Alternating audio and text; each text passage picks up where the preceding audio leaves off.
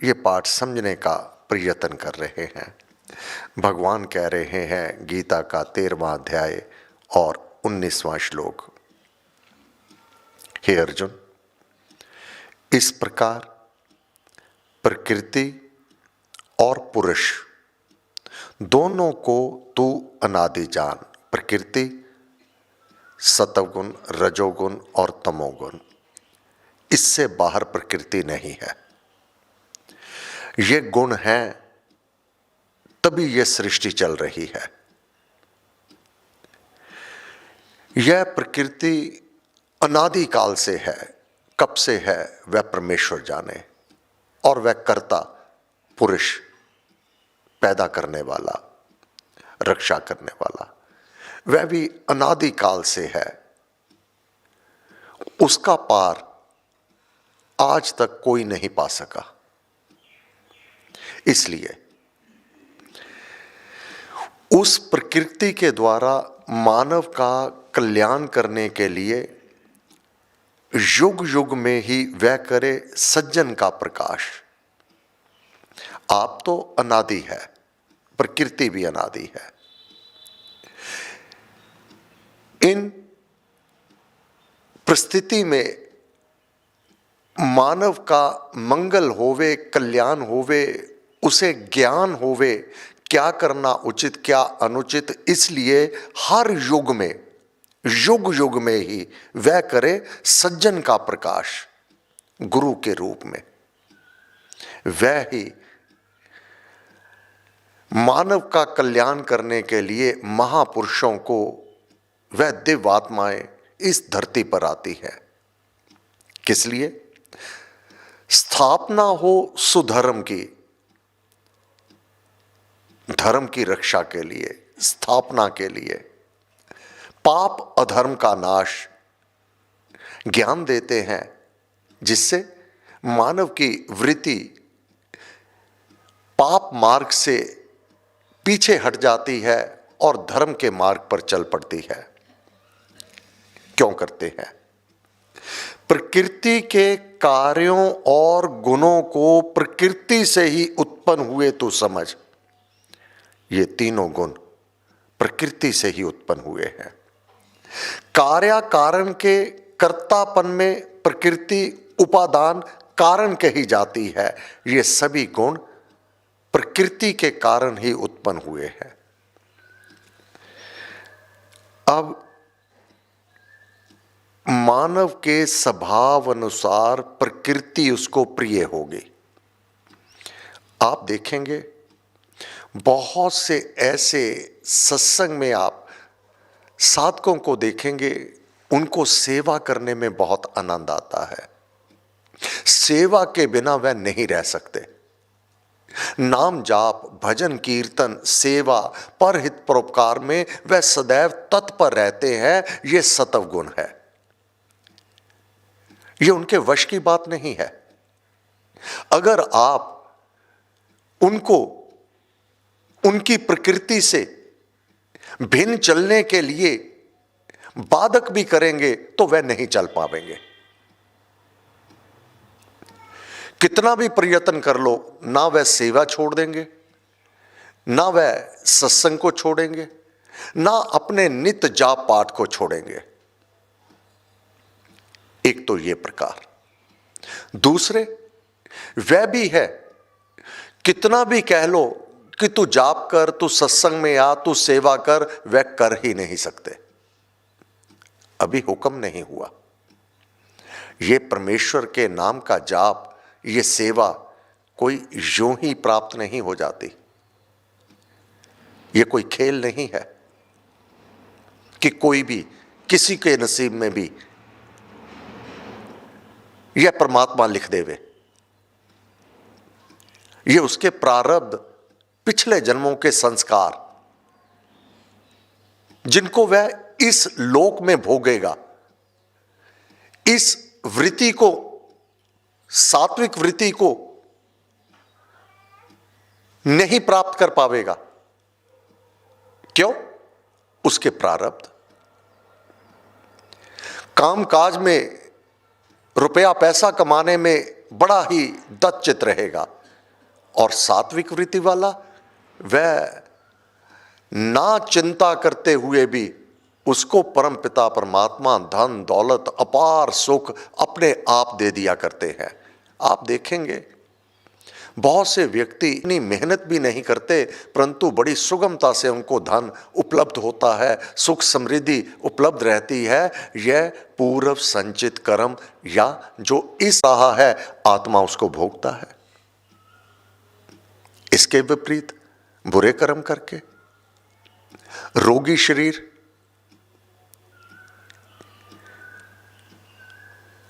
दरिद्रता,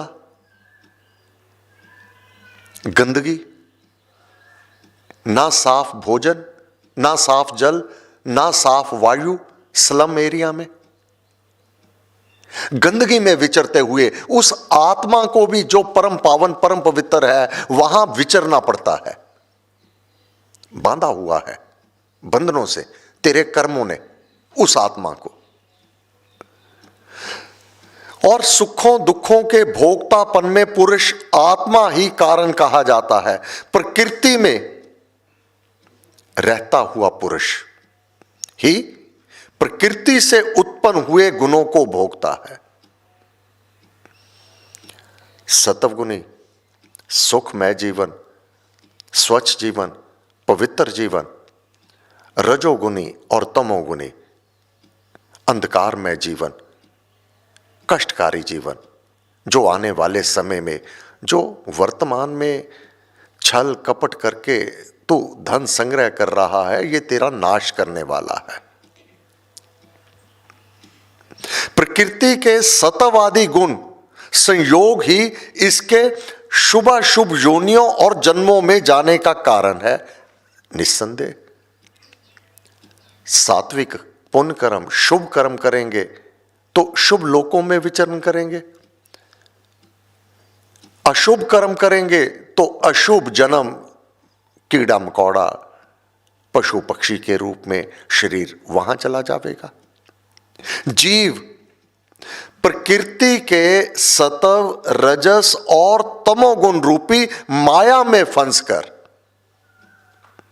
अपने कर्मों के अनुसार जन्म जन्मांतरों में जाता है। ये तीन जो प्रकृति के तीन गुण हैं, सत्व गुण, रजोगुण और तमोगुण, अब जिस प्रकृति का व्यक्ति होगा उसको उसी के अनुसार सुख अथवा दुखों की प्राप्ति होगी। ये उसके अपने कमाए हुए होंगे। क्या तू सत्व गुण में रहा, दान पुण्य सेवा परहित परोपकार यज्ञ जाप पाठ इत्यादि, यह अपार सुख समृद्धि प्राप्त करवाने का साधन है सत्व गुण। जन जन में जो नियम है, गुरु महाराज वर्णन करते हैं लीला प्रकरण में, जन नियम कर्म वश भोग, नियम है कर्मों के वश तो सुख अथवा दुख को भोगता है। दुख सुख आपद विपद है, रोग वियोग सुयोग, ये तेरे कर्मों के कारण दुख अथवा सुख, आपद विपदा, रोग वियोग, युवा अवस्था में परिवार का कोई सदस्य चले जाना वियोग, सुयोग पुत्र रत्न की प्राप्ति, संतान की प्राप्ति और धन दौलत सुख सामग्री की प्राप्ति, सुयोग सुंदर योग, और उस परमात्मा के नाम के जाप की बख्शिश है। उसमें जो भोग का पूर्ण रूप विधान, उसका विधान है पूर्ण रूप से। नियत नियम से जानिए फलदाता भगवान, जैसे कर्म करे जन कोई वैसे फल पाता है सोई, फल देने वाला वह विधाता है। जो कहते हैं हे भगवान तूने मेरे साथ ये क्या कर दिया, भगवान ने कुछ गलत नहीं किया, वह तो सर्व शक्तियों का स्वामी है, अंतर्यामी है, भीतर तक भावों को जानता है। उसको कभी भी संशय नहीं होता, उसको कभी धोखा नहीं होता, और उसके घर में किसी के साथ अन्याय नहीं होता। वह तो सजग रहता है और किसी के साथ पक्षपात वह नहीं करता। जीवन का संग्राम है, जैवी जग में घोर, इसमें जो सुयोग्य हो उसे मिले शुभ ठौर। यह जीवन का संग्राम, ये 5 विषय इंद्रियों में आवे, काम, क्रोध, लोभ, मोह और अहम भाव, जो इनके चुंगल में फंस गया उसके लिए कोई ठौर ठिकाना नहीं रहता। उनको आने वाला समय, आने वाले जीवन, आने वाले जन्म दुखों से, कष्टों से, तकलीफों से, बाधा विघ्न से अवश्यमेव सामना हो जाएगा। यह भक्ति मार्ग इतना आसान नहीं है, इसको दुखों से प्राप्त किया जाता है। अपने सुख आराम छोड़ने होते हैं, अनुकूलता बनानी होती है, यह बनती नहीं है। इस प्रकार प्रकृति और पुरुष दोनों को तू अनादि जान। प्रकृति के कार्यों और गुणों को प्रकृति से उत्पन्न हुए तू समझ। कार्य कारण के कर्तापन में प्रकृति उपादान अर्थात कारण कही जाती है प्रकृति, और वही सुख दुखों को देने वाली है, जो आत्मा शरीर में रहता हुआ उन सुखों और दुखों को भोगता है। प्रकृति में रहता हुआ पुरुष ही प्रकृति से उत्पन्न हुए गुणों को भोगता है। प्रकृति के सतवादी गुण संयोग ही इसके शुभाशुभ योनियों और जन्मों में जाने का कारण है। भगवान कारण नहीं है। तेरे सुख, तेरे दुख, तेरे अपने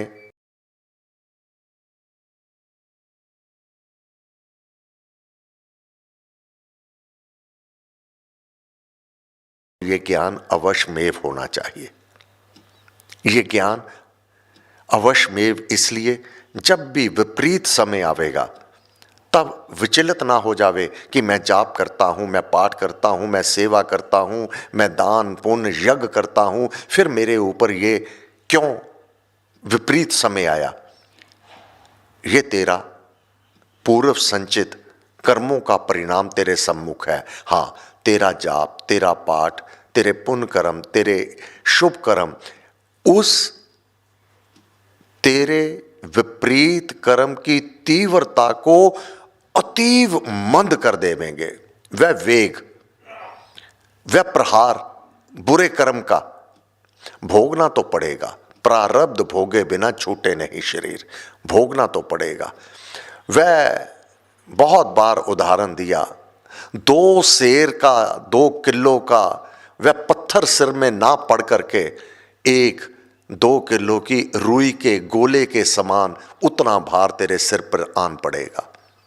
वह सिर पर आन भी पड़ेगा, परंतु पत्थर ना हो करके वह नाम जाप करने वाले को एक बड़ी ही रुई के गोले के बराबर प्रहार को सहन करके वह दुख, वह कष्ट, वह तकलीफ बड़ी सुगमता से पार पा जाएगा।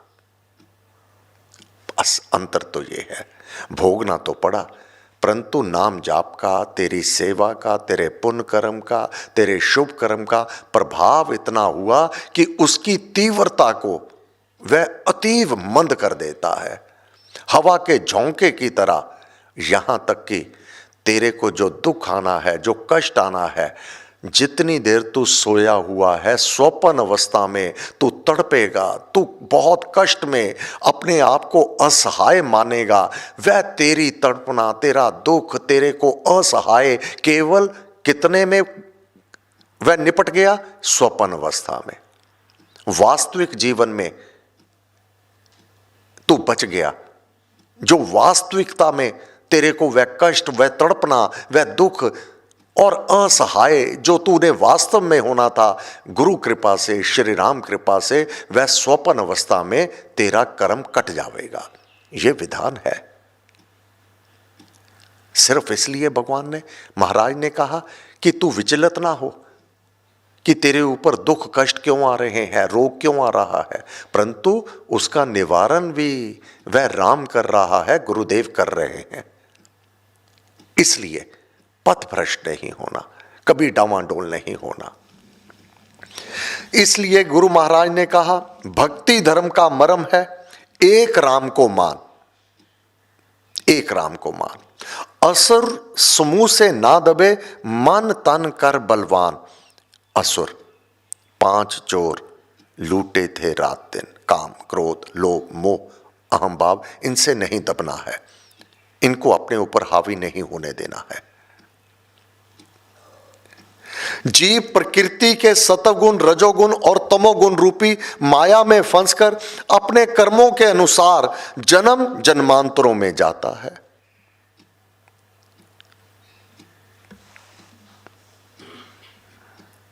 अब कोई बहुत रईस है,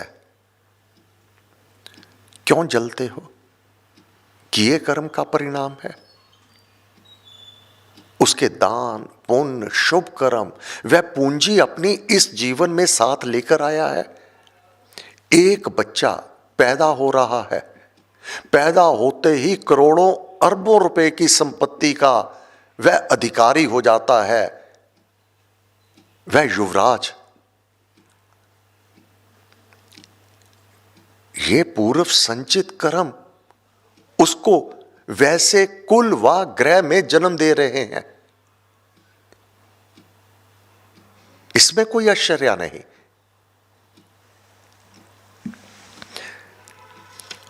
अब तक का पाठ जो हमने किया है, इसको आप पूरा पाठ अब किया जाएगा, आप समझ जाएंगे कि हमने क्या पाठ किया है।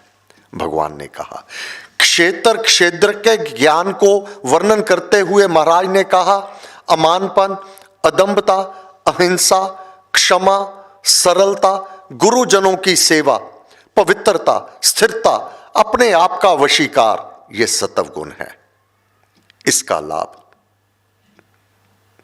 इंद्रियों के विषयों में वैराग्य और इसी प्रकार अहंकार रहितपन और जन्म मृत्यु बुढ़ापा व्याधि दुख दोषों को देखना, इनके होने को अवश्यम भावी जानना, कर्मों के फलों में ना फंसना, पुत्र स्त्री और ग्रह आदिकों में मोह का ना होना, इष्ट अनिष्ट की प्राप्ति पर सदा समचितपन और मुझ में अनन्य भाव से अव्यभिचारिणी भक्ति, एकांत स्थान का सेवन, जन समूह से उपरामपन, आत्म ज्ञान में स्थिरपन और वस्तुओं के वास्तविक ज्ञान के आशय को समझना, ऐसा ये ज्ञान कहा जाता है। इससे विपरीत है वह अज्ञान है। इन्हीं भावों का उल्टा अज्ञान कहा जाता है, जो जानने योग्य है, जिसे जानकर जन मोक्ष को प्राप्त करते हैं। वह अब मैं कथन करूंगा, वह अनादि परम ब्रह्म है, वह सत असत नहीं कहा जा सकता, वह अपेक्षा रहित है, वह सब ओर से हाथ पैर वाला है, सब ओर से आंख सिर मुख रूप है और सब ओर से कर्णवान है। लोक में वह सब कुछ को व्याप्त करके विद्यमान है, सर्वशक्तिमान, निरपेक्ष, समर्थ और सर्वज्ञ है। उसमें सब इंद्रियों के गुणों का आभास प्रकाश व शक्ति है। आभास, जो कुछ भी आप कर्म इंद्रियों से अथवा अपनी ज्ञान इंद्रियों से, मन से, बुद्धि से, चित्त से, उसको सब आभास है, वह सब जानता है। कैसा भी कर्म इंद्रियों से, हाथ पैर से कोई तू कर रहा है अथवा मन से कर रहा है, अपने भावों से कर रहा है, उसमें सब इंद्रियों के गुणों का आभास प्रकाश व शक्ति है। वह बिना आंख के देखता है। एमआरआई, सीटी स्कैन, अल्ट्रासाउंड, आज तो साइंस ने सिद्ध कर दिया, उनकी आंख नहीं, कान नहीं, परंतु वह देखता भी है, अंदर तक देखता है। और फिर वह तो सर्वशक्तिमते परमात्मा ने, वह परमात्मा सर्व शक्तियों का स्वामी है, परंतु वह सब इंद्रियों से रहित है, अलिप्त है, सबका पालन करता है, सबका पालन करता है। प्रकृति के गुणों को भोगने वाला पालक नियंता है। अब जो भी तुम कर्म करते हो, क्योंकि वह शरीर में है, गंदे स्थान पर जाते हैं, उस परम पावन पवित्र आत्मा और परमात्मा शरीर के भीतर है, उस गंदे स्थान पर उसको भी जाना पड़ता है, बंधा हुआ है। सब गुणों को भोगने वाला पालक नियंता है, सब भूतों के भीतर बाहर वह विद्यमान है, गतिमान है और स्वरूप में स्थिर भी है। इसको सब कुछ होते हुए भी वह आप निर्लेप रहता है। कैसे निर्लेप रहता है? वहां गंदे मंदे स्थान पर आप जाते हो, परंतु वह वहां गया तो निर्लेप रहा। जिस प्रकार एक व्यक्ति शराब बेच रहा है परंतु शराब पी नहीं रहा, वह इतनी बड़ी बोतलें होते हुए भी उसमें निर्लेप है, क्योंकि वह उसका सेवन नहीं करता। गंदी मंदे स्थान पर तुम सेवन करते हो, तुम्हारी रुचि है, उसकी नहीं है, वह तो वहां पर भी निर्लेप है। इसी प्रकार जो शराब बेच रहा है वह उसका सेवन नहीं करता, उसको नशा नहीं होता, और उसके पास तो हजारों बोतलें पड़ी हैं वहां पर, और एक बोतल खरीदकर नशे से चूर होकर वह नाली में गिरा पड़ा है। वह अज्ञानियों से दूर है और आत्मदर्शियों के परम समीप है। वह सब भूतों में एक आत्म सत्ता से रहता हुआ भी बटे हुए की भांति स्थिर है, भूतों का पालक है, वह जानने योग्य है, संहारक और उत्पादक है। मृत्यु वह है, जन्म देने वाला दाता वह है। तो फिर मृत्यु से डर क्यों? संहारक और उत्पादक है, वह ज्योतियों की ज्योति है। चंद्र सूर्य को प्रकाश वही देता है। ये तारेगण जितना भी अग्नि, इसमें ज्योतियों की ज्योति है। ये जो ज्योतियां हैं उसमें उसी की शक्ति है। अंधकार से ऊपर ज्ञान है, वह गए है, वह ज्ञान से प्राप्त होने योग्य है, ज्ञान से प्राप्त होने योग्य है। जब तक उसका ज्ञान नहीं होगा उसकी प्राप्ति नहीं होगी। इसलिए अज्ञान में जीवन, अंधकार में जीवन है, उसकी प्राप्ति नहीं होगी। वह मनुष्य मात्र के हृदय में विराजमान है।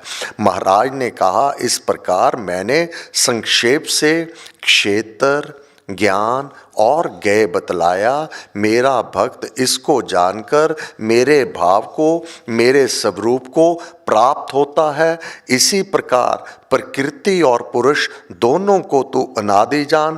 प्रकृति के कार्यों और गुणों को प्रकृति से ही उत्पन्न हुए तू समझ। कार्य कारण के कर्तापन में प्रकृति उपादान अर्थात कारण कही जाती है प्रकृति, और सुखों दुखों के भोक्तापन में पुरुष आत्मा ही कारण कहा जाता है। प्रकृति में आत्मा को ही तो होता है ये सुख और दुख, क्योंकि शरीर को जो चोट लगी है वह आत्मा को लगती है। अगर आत्मा बाहर से हो जाए डेड बॉडी, अब शरीर को कितना भी काट दो, पीट दो, जला दो, उसको कोई भी दर्द नहीं होगा, क्योंकि शरीर में रहता हुआ भोगता तो आत्मा ही था। आत्मा बाहर हो गया, अब शरीर ना तो आंखों देख रही है, ना कान सुन रहे हैं, ना उसको कितना भी काट पीट दो, अब उसको कुछ भी नहीं पता चल रहा। वास्तव में ये देखना, सुनना और स्पर्श ये आत्मा ही सब सहन कर रहा था, और तुम आत्मा को ही कष्ट देते हो, दुख देते हो अगर विपरीत कार्य करते हो। प्रकृति में रहता हुआ पुरुष ही प्रकृति से उत्पन्न हुए गुणों को भोगता है। प्रकृति के सतवादी गुण संयोग ही इसके शुभ अशुभ योनियों और जन्मों में जाने का कारण है। जीव प्रकृति के सतव, रजस और तमोगुण रूपी माया में फंसकर अपने कर्मों के अनुसार जन्म जन्मांतरों में जाता है। ओम नमो भगवते वासुदेवाय नमः। ये गीता का 13वां अध्याय और 21वें श्लोक तक हमने पाठ किया। बहुत महत्वपूर्ण बात है, बहुत महत्वपूर्ण बात है। इसको जानकर कोई भी अज्ञानी नहीं रह सकता। जिसने ये समझ लिया उससे बढ़कर सुखी मनुष्य कोई नहीं होगा। जिसने इसको ना समझा, ना इसको जाना, ये ज्ञान ना हुआ, उससे बढ़कर इस धरती पर दुखी कोई नहीं होगा। कल मैं इस समय शिमला के मार्ग पर हूँगा। 2 दिन का कार्यक्रम शनिचरवार और रविवार शिमला में सत्संग है, तो मैं 2 दिन लुधियाना से गैर हाजिर रहूँगा।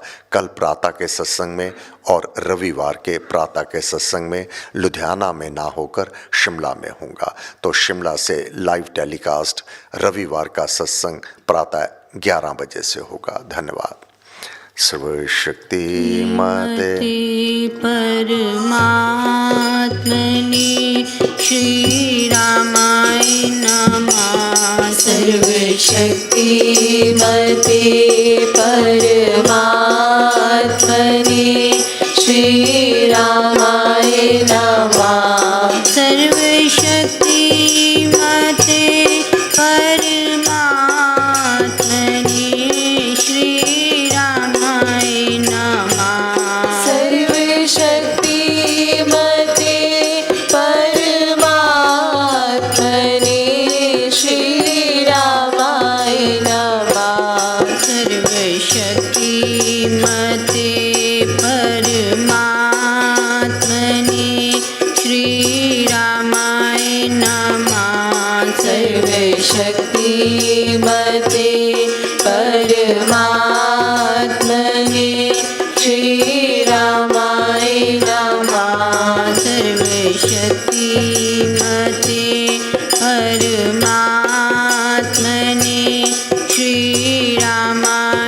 नमः। सर्वशक्ति मते परमात्मने श्री रामाय नमः। सर्वशक्ति मते परमात्मने श्री रामाय नमः। सर्वशक्ति मते परमात्मने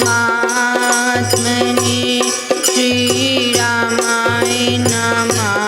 सर्वशक्ति मते परमात्मने श्री रामाय नमः। सर्वशक्ति मते परमात्मने श्री रामाय नमः। सर्वशक्ति मते परमात्मने श्री रामाय नमः। सर्वशक्ति मते परमात्मने श्री रामाय नमः। सर्वशक्ति मते परमात्मने